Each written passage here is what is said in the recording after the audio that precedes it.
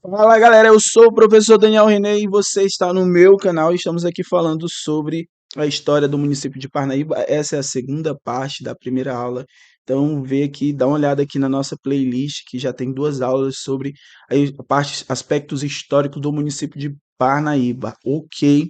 Então se você é novo aqui, não deixe de seguir esse canal, compartilhar esse vídeo e ativar as notificações. Se você já é de casa, você já sabe o que fazer, ok? Então vamos para a aula de hoje? Vamos lá, vamos dar continuidade. Aqui nesse tema a gente vai falar sobre o Rio Parnaíba e a navegação, ok? O Rio Parnaíba e seus afluentes, bem como sua importância geográfica e histórica para o meu Piauí lindo e querido. E o Rio Parnaíba é descrito como um dos mais importantes do Brasil, com mais de 3.000 quilômetros de extensão, né? Destacando assim, ali a gente tem o nosso maior destaque, que é o Delta, o único mar aberto das Américas, e um lugar mais. Desculpa o resto do Piauí, tá? Eu amo Piauí em tudo, tudo do Piauí, principalmente minha Teresina, mas o Delta é o meu lugar preferido. Eu amo ir pro Delta do Parnaíba, tá? Então vamos lá. Ao longo dos anos, o Rio Parnaíba ele recebeu diversos nomes, tá? Desses detalhes. Não há um consenso sobre a origem do nome, ok? Então tem uma relação cultural e tem uma relação também com a ocupação desses europeus. Então, desde os primeiros registros por navegadores estrangeiros até os mapas cartográficos indígenas, o rio era conhecido por diferentes denominações, como o Rio Grande dos Tapuias, Pará, Paraoçu, Punaré, entre outros. A origem do nome Paraíba também, pessoal, há uma discussão, né, sobre a origem, há uma divergência. Aliás, há duas versões, tá?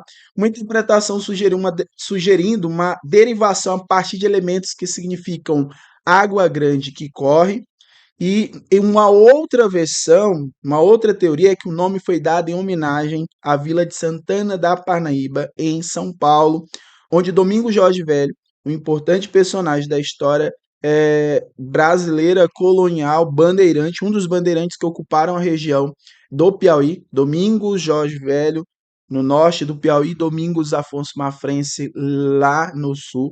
Eles não eram irmãos, tá? Apesar do nome ser parecido, mas aqui seria uma homenagem de Domingos Jorge Velho à Vila de Santana de Parnaíba, que era a origem dos bandeirantes, ok?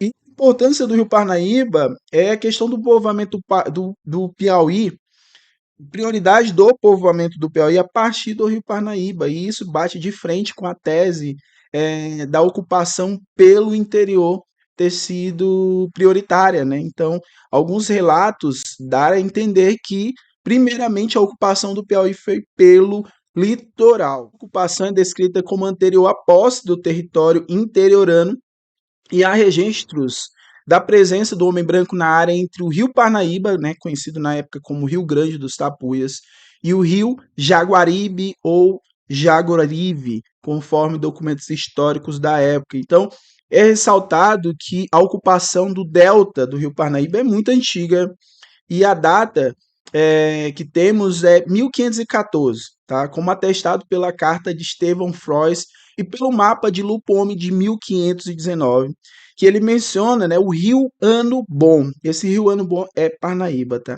Além disso, o mapa de Visconde de Maiolo, provavelmente elaborado em 1527, e uma outra carta de Bartolomeu Velho, datada de 1561, também indicam a presença desses primeiros colonizadores ali do Rio Parnaíba e as suas características geográficas, tá? Isso não tira o fato que os indígenas já moravam, já viviam naquela região, então tínhamos a presença ali dos Tremembés, e a gente vai ser um tema de uma das nossas próximas aulas, tá bom?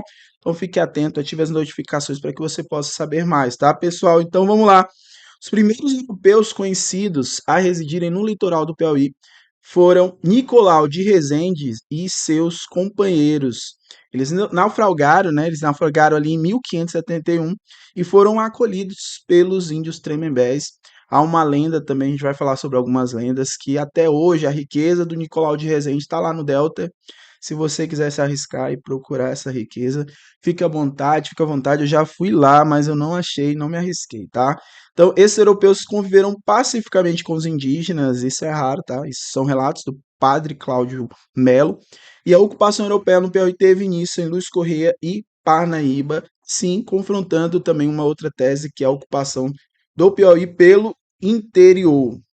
Parnaíba era conhecido e habitado e explorado como local de comércio desde cedo. Não se dava os mesmos com os vales úmidos formados pelos afluentes do rio Parnaíba, né? Esses vales úmidos, eles representavam uma paisagem que tinha como característica, né, algo bem diferente da região semiárida do interior do Piauí, que era conquistado e ocupado devido ali à atividade pecuária. Isso era um contraste das duas ocupações.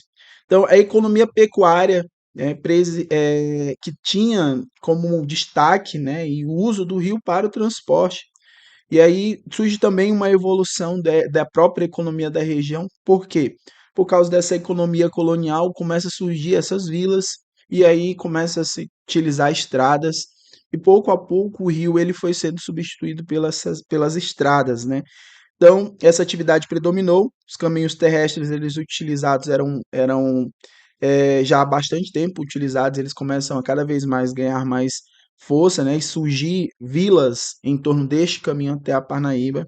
E aí, por essa razão, o rio Parnaíba não tinha grande importância nos primeiros dias de ocupação da região, como observado por alguns desses eh, estudiosos daqui do Piauí, e aqui eu dou destaque para Odilon Nunes, tá bom? Vamos falar sobre a evolução administrativa do município de Parnaíba. Vamos aproveitar essa aula, falar sobre a questão de Parnaíba e falar também sobre essa evolução administrativa, ok? Primeiro passo é elevar a categoria de município e distrito com a denominação de Parnaíba pela provisão régia de 19 de 6 de 1761, com sede na antiga povoação de Testa Branca. E você já sabe que depois isso vai mudar, tá? A Testa Branca foi uma primeira tentativa, mas não deu certo por muito tempo. Então foi instalada em 18 de 8 de 1762. Lembrando que a provisão régia ela é assinada, mas existe um tempo, né, para se instalar esses elementos. Distrito criado como Parnaíba pela Resolução Régia de 25 de 9 de 1801. Resolução Régia, porque é uma resolução real. Ainda o Brasil era colonial, ok, pessoal? Ainda não era Brasil imperial. Vocês vão perceber que essas leis elas vão começar a mudar. Elevada à condição de cidade, eu até expliquei já no meu grupo do WhatsApp, então aproveito para falar para você também que eu tenho uma apostila. As informações estão todas organizadas na minha apostila. Tem um grupo no WhatsApp onde eu fico atualizando essas informações e fico criando mapas mentais para que a gente possa facilitar os nossos estudos. Então, elevada à condição de cidade, com a denominação de Parnaíba pela resolução provincial. Já mudou, olha só, o termo é provincial. Se é província, é império aqui no Brasil, tá, pessoal? Provincial de número 166, de 16 de 8 de 1844. Em 1911, o município era constituído apenas pelo Distrito Sede, pelo decreto estadual, olha só, mudou, e aqui a gente está na época do Getúlio Vargas, tá, pessoal? Muita coisa mudou nesse período, e aqui já é dentro da era de Getúlio Vargas. Então, pelo decreto estadual de número 1279, de 26 de 6 de 1931, o município de Parnaíba incorporou o extinto município de Amarração. Em 33, próximo do governo constitucional de Getúlio Vargas, o município ele foi constituído por dois distritos, Parnaíba e Amarração.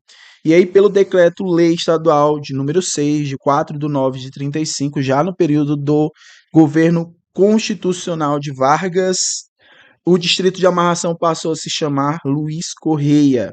Em 1936 e 1937, o município era constituído por dois distritos, Parnaíba e Luiz Correia. Olha só, fique atento a essa mudança daqui de Amarração para Luiz Correia, ok? E aí, pelo decreto estadual de número 147, de 15 de 12 de 1938, a gente já está aqui no período do Estado Novo, por isso essas mudanças, tá, pessoal?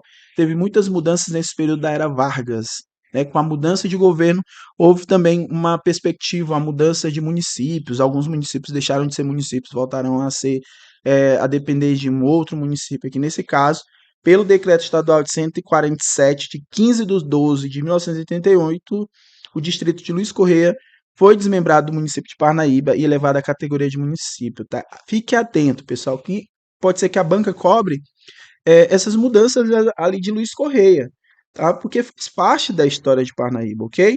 E aí, no período de 1944 a 1948, o município era constituído apenas pelo distrito sede.